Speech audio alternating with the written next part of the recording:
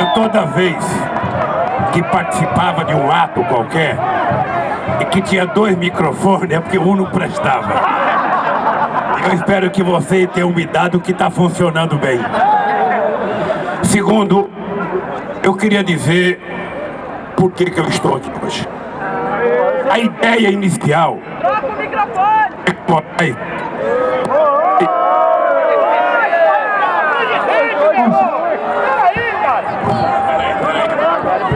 Eu procurei o Moraes, procurei o Zé Maria e procurei o Wagner, o presidente da CUT, para que a gente fizesse um ato na Petrobras no dia 3 de outubro para comemorar os 63 anos da criação da nossa Petrobras.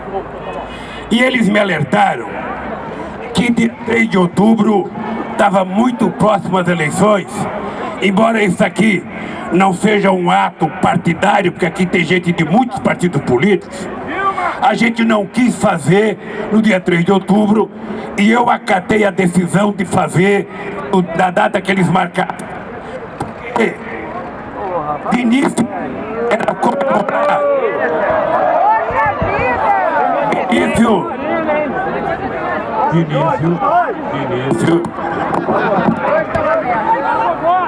De início era para comemorar o aniversário da Petrobras. Depois ficou um ato para a gente defender a Petrobras dos ataques que ela vem sofrendo, e depois do pré-sal já houve 3 pedidos de CPI sobre a Petrobras. Eu às vezes tenho a impressão que as pessoas pedem CPI para depois os empresários correr atrás deles e eles achacar empresário pedindo dinheiro para fazer eu não sei o que, porque não existe outra explicação. Eu, quando era presidente, era todo refinado, não podia falar essas coisas. Mas eu não me esqueço nunca de uma figura, e esse é um caso muito típico, que vivia ameaçando pedir CPI da Petrobras. Ele não podia conversar comigo, que ele falava, estou com o pedido da CPI no bolso, estou com o pedido da CPI no bolso. Chegou um dia que eu falei, meu filho, tira do bolso. Tira do bolso e faz a CPI que você quiser. Graças a Deus ele não fez, teve juízo. E eu então resolvi que eu tinha que vir na porta da Petrobras para discutir esses assuntos com vocês. Parte do que eu ia falar já foi falado aqui. Vocês viram que eu tinha um papel na mão que era um discurso por escrito. Eu até dei pro Zé Maria, se quiser utilizar parte das informações no jornal da FUP, pode utilizar. E eu quero falar uma coisa de sentimento. Eu fiz questão de colocar essa camisa da Petrobras. Eu fiz questão de colocar porque quando começa a acontecer algumas denúncias de corrupção dentro da Petrobras, muitas pessoas que vestiu essa camisa com orgulho começa a ter vergonha de utilizar a camisa e ser confundido com alguém que praticou corrupção. Eu falo na condição de presidente que mais visitou a Petrobras no seu mandato. Eu falo na condição de um presidente que deve a muitos engenheiros da Petrobras a reconquista da indústria naval neste país, porque em 2002 o presidente da Petrobras e a direção da Petrobras naquela época dizia que eu estava mentindo quando eu dizia que nós tínhamos tecnologia para recuperar a indústria naval brasileira. E a engenharia da Petrobras, mais o pessoal da indústria naval, provou de que o papel de um verdadeiro metalúrgico que trabalhava em estaleiro não era vender cerveja nas praias de Angra, mas sim trabalhar construindo navio para esse país. Portanto, eu quero dizer aos petroleiros que se eu servir de exemplo a vocês, não tenham vergonha dessa camisa, que essa camisa deve orgulhar não apenas vocês, mas orgulhar o povo brasileiro pelo que a Petrobras significa para o Brasil. E os milhares e milhares de trabalhadores dessa empresa não podem ser confundidos com alguém que porventura possa ter cometido um erro qualquer. Se alguém praticou um erro, se alguém roubou, esse alguém tem mais é que ser investigado, ser julgado, e se for culpado tem que ir para a cadeia, e o povo da Petrobras tem que ter orgulho da sua camisa. Em segundo lugar, companheiros e companheiras, eu lembro do orgulho quando entrou na minha sala, um dia, a mais ou menos 6h30 ou 7 horas da tarde, o companheiro Estrela e o companheiro Zé Sérgio Gabriel, com um monte de papel na mão, uns mapas coloridos, para me dizer que tinha encontrado o Persal. Eu fui para casa, Moraes e Zé Maria, e conversando com a Marisa, eu dizia: Marisa, não é possível que eu tenha nascido com um negócio para a lua. Não é possível, porque foi na minha gestão que a gente tinha conquistado a autossuficiência, e foi na gestão que nós anunciamos a maior descoberta de petróleo contemporânea feita em todo o planeta Terra. Eu não acreditava que fosse possível a gente tirar petróleo de 7.000 metros de profundidade. Eu fiquei extremamente preocupado, porque na hora que a sonda descesse, a gente poderia trazer um japonesinho, um coreano ou um chinês, ao invés de trazer petróleo. E muita gente dizia: ô Lula, vocês estão discutindo esse investimento estratégico do pré-sal, a Petrobras não tem tecnologia ainda, vai ser muito difícil tirar esse petróleo. Pois bem, aqueles que diziam isso, é preciso a gente dizer que da data que nós descobrimos o pré-sal até agora, nós estamos tirando mais petróleo do que tiramos nos primeiros 31 anos da Petrobras. Em apenas 8 anos, nós já tiramos mais petróleo do pré-sal do que nos primeiros 31 anos da Petrobras. E eu fico pensando, quem é que não quer que vá adiante esse projeto estratégico da Petrobras? Quem é que a gente não cumpra a meta de chegar a 4.000 barris de petróleo em 2020? Quem é que não quer que a gente construa as refinarias neste país, não apenas para refinar o que nós precisamos, mas para exportar produtos com valor agregado e não apenas óleo cru, como eles pensavam que nós íamos exportar? Deixa eu olhar minha garganta aqui, Zé Maria. Eu fui tão gentil com você, no tempo que eu tomava um conhaque era um só, e a garganta ficava molhada o dia inteiro. Agora, na água... Mas vai, vamos assim mesmo. Olha, quem é que não gosta o fato de nós termos aprovado a partilha do petróleo do pré-sal? Transformar essa riqueza numa riqueza do povo brasileiro. Quem é que está incomodado da gente criar uma empresa pública estatal para tomar conta desse petróleo? Quem é que está contra a gente ter aprovado 75% do royalties para a educação neste país e 25% para a saúde? Certamente não é nenhum trabalhador brasileiro. Certamente não é nenhum petroleiro. Certamente não é nenhum brasileiro que ama este país. Porque o petróleo é o passaporte do futuro deste país.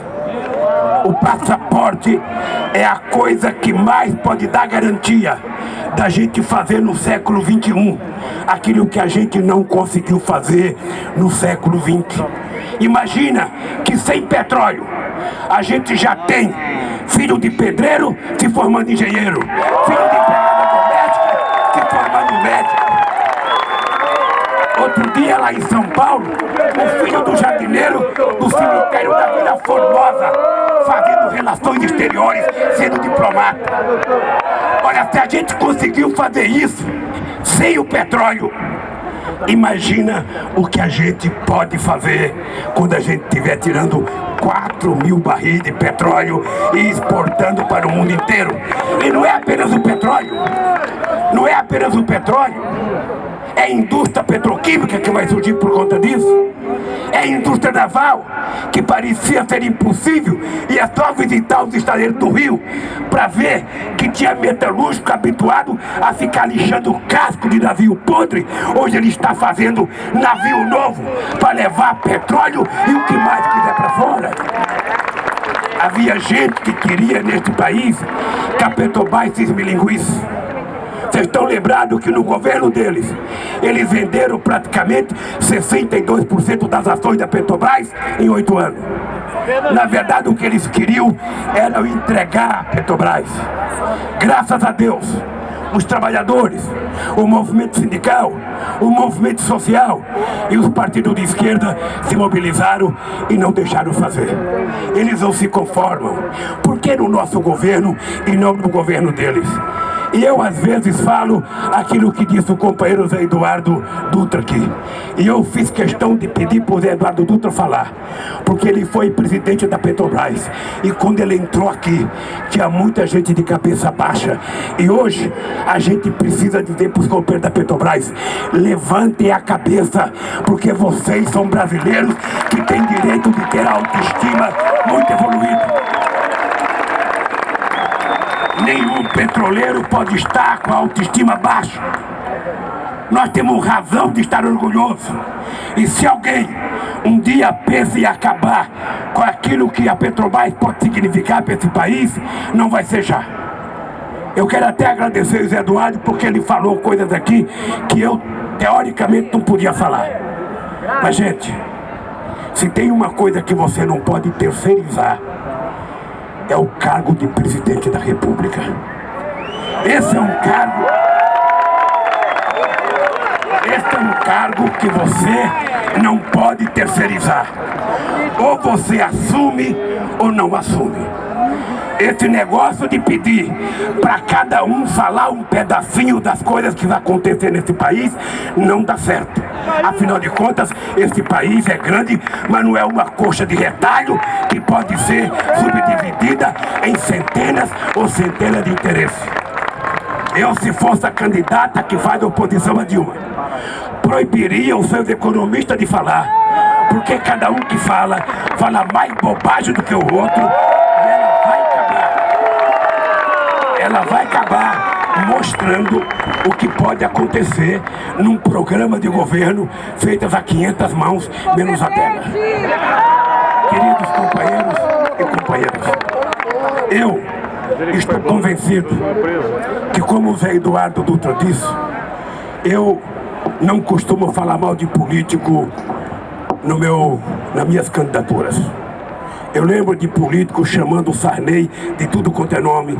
Eu lembro de político indo na porta do Palácio do Planalto e do Alvorada colocar denúncia de corrupção. Eu não tenho por hábito fazer isso.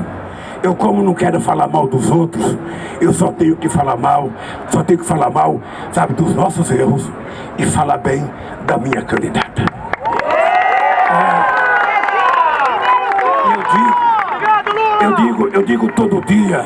Eu digo todo dia uma coisa, gente. Eu tenho 34 anos de partido político, Lupe. 34 anos de partido político. Tem gente que milita comigo desde quando a gente criou esse partido. Eu tinha mais de 30 ministros. Tinha gente com muita experiência. Alguém há de perguntar, mas por que o Lula foi escolher exatamente a Dilma e não alguém ligado a ele historicamente? Escolheu bem! É porque eu não vi a presidência da República como um clube de amigos. Eu vi a presidência da República como uma coisa muito séria, e para governar esse país é preciso alguém que tenha pulso para fazer as coisas acontecer nesse país. Eu de vez em quando vejo as pessoas fazerem críticas a Dilma porque o PIB não está crescendo. Agora é importante lembrar que o PIB não está crescendo o tanto que eu gostaria que crescesse e que a Dilma gostaria que crescesse. Mas pega os países do G20 e veja quantos o PIB estão crescendo mais do que o nosso. Pega a Europa e veja que a solução deles para cuidar da crise foi colocar 62 milhões de postos de trabalho fechados. Foi reduzir salário. Na Espanha e na Itália, mais de 50% da juventude está desempregada. E neste país, nesse mesmo período, nós criamos 11 milhões de empregos formais.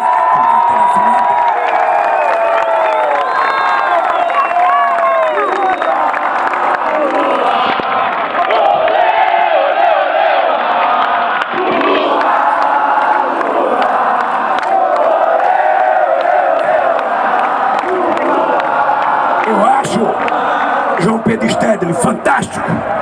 Eu acho fantástico alguns especialistas escreverem nos jornais ou irem para a televisão falar o seguinte: a inflação está fora do controle.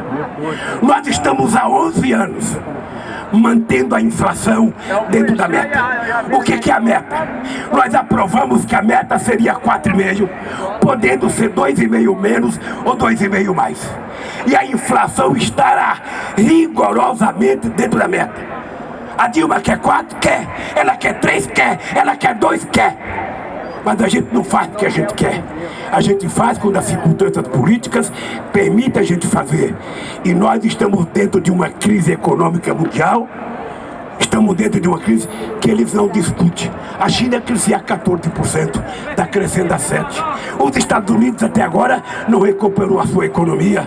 Como eles são vira-lata, eles falam: tem uma luz no fim do túnel, uma luz no fim do túnel. Essa luz nunca acende direito. E aqui neste país, nós estamos trabalhando com uma certeza. E aqui tem trabalhador que, como eu, estava dentro de uma fábrica nos anos 80. A inflação, Benedita da Silva, não era de 6% ao ano, era 80% ao mês, Benedita. 80% ao mês. Eu lembro que eu trabalhava na Vilares. A gente saía da fábrica e a gente corria para comprar, no dia do salário, tudo que não era perecível. Porque se a gente colocasse o dinheiro em casa, ele desaparecia. Eu comprava papel higiênico que não usava. Eu comprava óleo que eu não ia utilizar em 10 anos.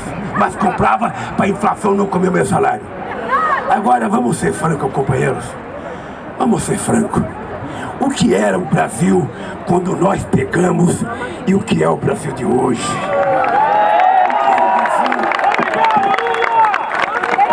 Companheiros e companheiras, eu vejo de vez em quando as pessoas atacarem a presidenta Dilma sem a disfarçatez, sabe, de explicar como é que vão resolver. Eu fico vendo quando eu levei a Dilma no G20, no meu último ano de mandato, eu levei a Dilma no reunião do G20 e disse para Dilma: Dilma, você vai participar do G20 com essa gente aqui. Você pode ter certeza que eu conheço você muito bem e conheço eles muito bem. E você, Dilma, é melhor do que eles.